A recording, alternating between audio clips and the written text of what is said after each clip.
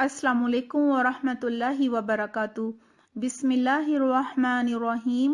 رب اشرح لی صدری ویسر لی امری واحلل عقدۃ من لسانی یفقہوا قولی رب زدنی علما اللہم فقہنا فی الدین آمین۔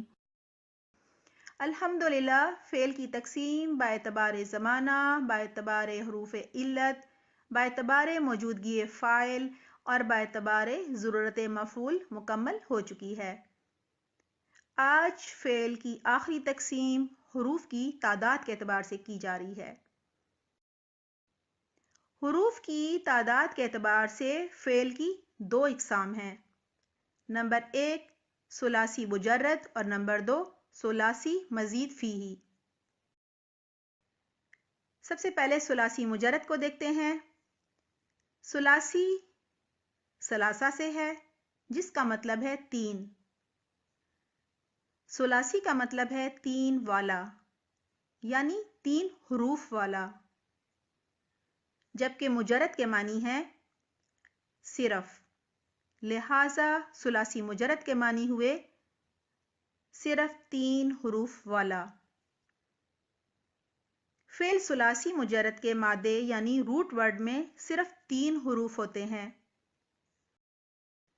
جس فعل ماضی کے پہلے صیغے میں 3 اصلی حروف ہوں وہ فعل ماضی ثلاثی مجرد کہلاتا ہے۔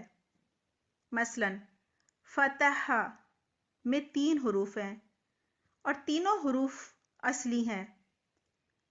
فتح میں جس کے معنی ہے ایک مرد نے کھولا، اس میں فعل ماضی جو ہے اس کا صیغہ موجود ہے۔ ثلاثی مجرد کی دوسری مثال ہے ذہب، ترجمہ وہ ایک مرد گیا۔ ذہب فعل ماضی کا صیغہ ہے۔ ذال، ہا، با یہ تینوں حروف اصلی ہیں۔ حروف اصلی کا مطلب ہے کہ ذہب لفظ ان تینوں حروف ذال، ہا، با سے مل کر بنا ہے۔ اگر ایک حرف بھی کم کر دیا جائے تو یہ لفظ ناقص ہو جائے گا۔ جس طرح ماضی کے صیغے میں 3 اصلی حروف ہوں تو وہ ثلاثی مجرد کہلاتا ہے، اسی طرح اگر ماضی کے صیغے میں 4 اصلی حروف ہوں تو وہ رباعی مجرد کہلاتا ہے۔ رباعی اربعن سے ہے جس کے معنی 4 ہیں، لہذا رباعی مجرد کے معنی ہے صرف 4 اصلی حروف والا۔ مثلا دحرج جس کے معنی ہے وہ لڑھکنے والا ایک مرد۔ ثلاثی مجرد میں فعل ماضی کے 3 اوزان ہوتے ہیں۔ نمبر 1 فعل، نمبر 2 فعل، نمبر 3 فعل۔ جبکہ ثلاثی مجرد میں فعل مضارع کا بنیادی وزن یفعل ہے۔ اگر ماضی کے صیغے کو فعل کے وزن پر رکھا جائے تو پہلے حرف کو فا کلمہ، فعل میں پہلے فا کلمہ ہے، دوسرے کو عین کلمہ فعل دوسرا عین ہے، اور تیسرے کلمے کو لام کلمہ فعل تیسرا لام ہے کہا جاتا ہے۔ مثلا ذہب میں ذال فا کلمہ ہے، ہا عین کلمہ ہے اور با لام کلمہ ہے۔ ذہب۔ ثلاثی مجرد میں فعل ماضی کے 3 اوزان فعل، فعل اور فعل دراصل ماضی کے صیغے فعل میں عین کلمہ پر حرکات کی تبدیلی کی وجہ سے بنتے ہیں۔ نمبر 2 ثلاثی مزید فیہ۔ حروف کی تعداد کے اعتبار سے یہ فعل کی دوسری قسم ہے۔ یہاں ثلاثی کا مطلب ہے 3 حروف والا اور مزید فیہ کا مطلب ہے جس میں زیادتی کی گئی ہو، یعنی 3 حروف سے مل کر بننے والے صیغے پر کچھ زائد حروف کا بھی اضافہ کیا گیا ہو۔ یہ زائد حروف 1، 2، 3 یا 4 ہو سکتے ہیں۔ ثلاثی مزید فیہ سے مراد وہ افعال ہیں جن کے ماضی کے صیغے میں 3 اصلی حروف کے علاوہ بھی کچھ حروف کا اضافہ کیا گیا ہو، یعنی حروف اصلیہ کے ساتھ زائد حروف بھی موجود ہوں۔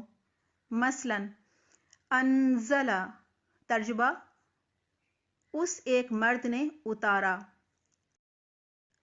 انزلہ میں نون، زا، لام تینوں حروف اصلی ہیں، جبکہ حمزہ انزلہ جو شروع میں لگا ہے وہ زائد حرف ہے، جس کی وجہ سے یہ ثلاثی مزید فیہ کہلاتا ہے۔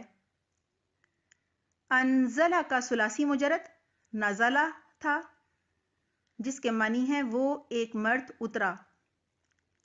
اس مثال میں نزلہ صیغے کا ترجمہ تبدیل کرنے کے لیے شروع میں حمزہ کا اضافہ کر دیا گیا ہے۔